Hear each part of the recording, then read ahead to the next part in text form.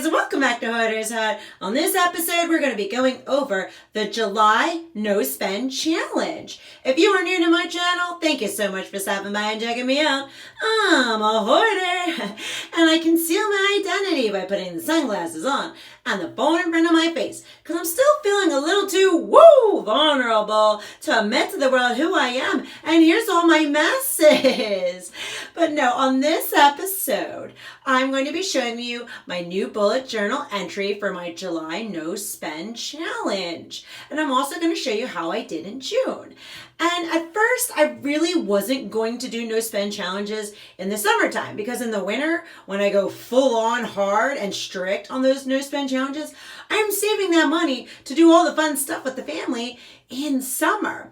But I really thought to myself that I still want to do it. I won't do as many days, like I'll only do let's say 14 out of 30 days, especially because this month we have vacation at the end of the month. But what happens is it really helps me all those little dumb days that you don't do stuff and you're blowing money on, and that's on Dunkin' Donuts and fast food and everything. And by doing these no spend challenges, it keeps me mindful to not blow all that money and make stuff and use stuff that I already have in my house. I originally started doing no spend challenges was because I made up my rule last year that as a hoarder, I need more stuff going out of my house than coming in. So what a better way than to do no spend challenges to prevent me from buying new things and bringing them in and just being mindful of it, because you will be amazed on how much stuff comes into your house. So without further ado, let's get started. Okay guys, so I decided to come outside this morning because it is really pretty out here.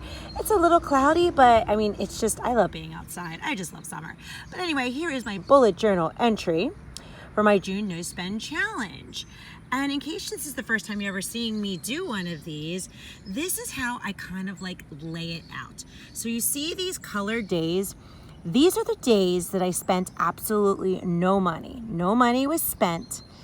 And down here in the beginning of the month, I'll put a goal, right? So the goal for June was 16 out of 30 days, which I am so proud to say that I actually did it, because there was a lot in June, especially this week, which you could tell I was struggling to not spend any money on this week.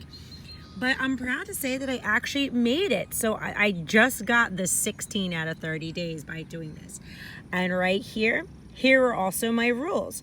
So these are personal rules for me. So no ribbon. If you guys have been watching my laundry room series, you know that I have a mad hoard of ribbon. So there is absolutely no ribbon buying. And also, because I'm going through all those crafts, I said no Hobby Lobby as well, because I have a lot. I don't need any more craft stuff right now. And then I have of course, no Ulta and Sephora, because I just love makeup, and that is where I impulse buy all the time.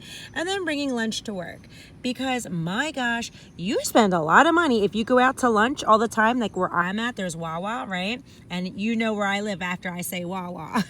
But their food is so good, and it's but you'll spend so much money each week. So I decided, nope, we're gonna bring our lunch to work. So yeah, guys, this is my June No Spend. And I'm so proud to say that I was successful. I did just make it. And that's why I like creating these no spend challenges, because it really keeps me accountable. All right, guys, so here is my bullet journal entry for July's No Spend Challenge. As you can see, I did a nice little patriotic Americana theme for the 4th of July. I hope all my sweet subscribers from America had a wonderful, wonderful day yesterday, and you had a fun 4th of July with family and friends. And for all of my international sweet subscribers, I just hope you had a fabulous day.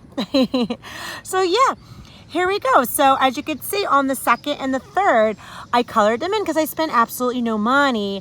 So what I did, of course, was use the library programs for the kids.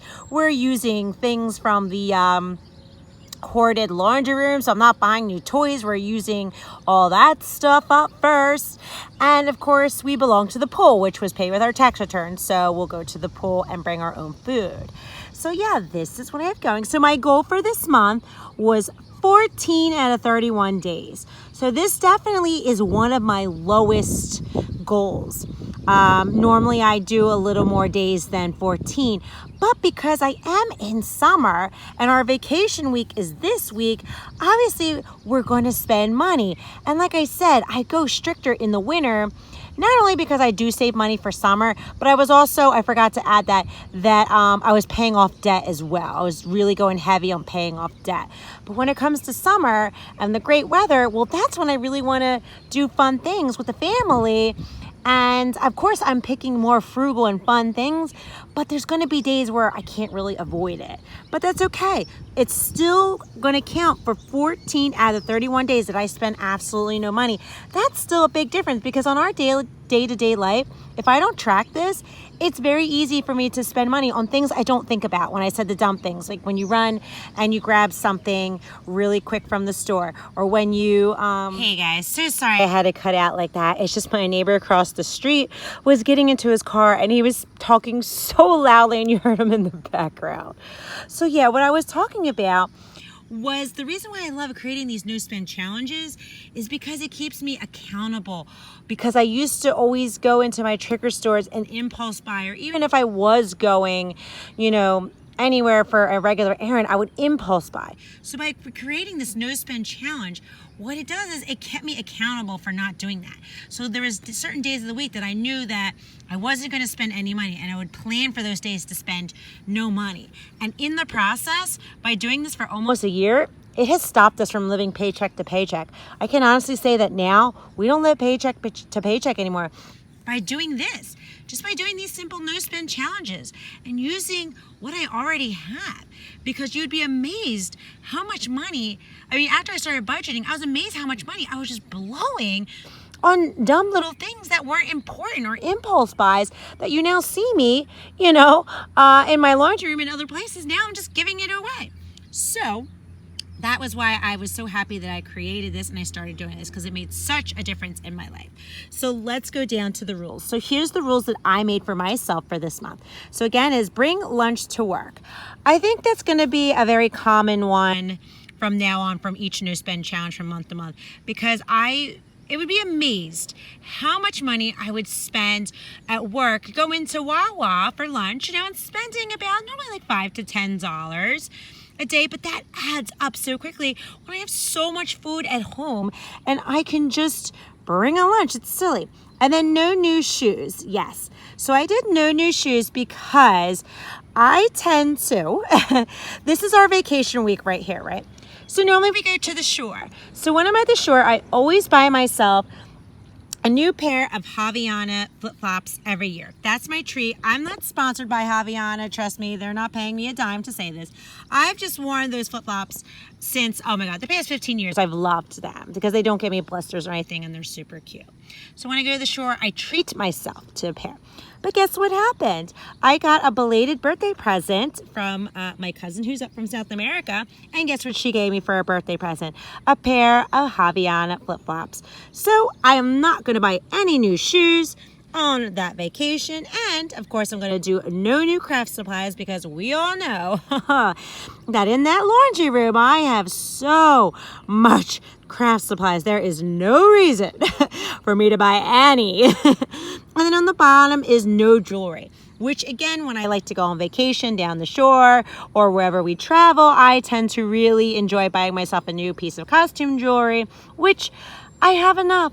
I have plenty. And you saw all the jewelry that I have in that laundry room. If you're watching that series, you saw all the jewelry making supplies I have. I can make my own. Really? Honestly, I can. So yes, the goal for me as a hoarder is using stuff that I already have, having more things going out than coming in. Doing a no spend challenge helps me be accountable for that, to not impulse buy, and to really think about my purchases so that I am not impulse buying, I'm not bringing new things in, and that I'm being mindful to saving money for stuff that we want to do in the future, paying money towards our debt so that we can become debt free. And yeah, guys, I think I'm going to wrap up this video right here. I think I said everything that I wanted to say, guys. And I just want to say thank you so much for watching. I will catch you next time. Bye.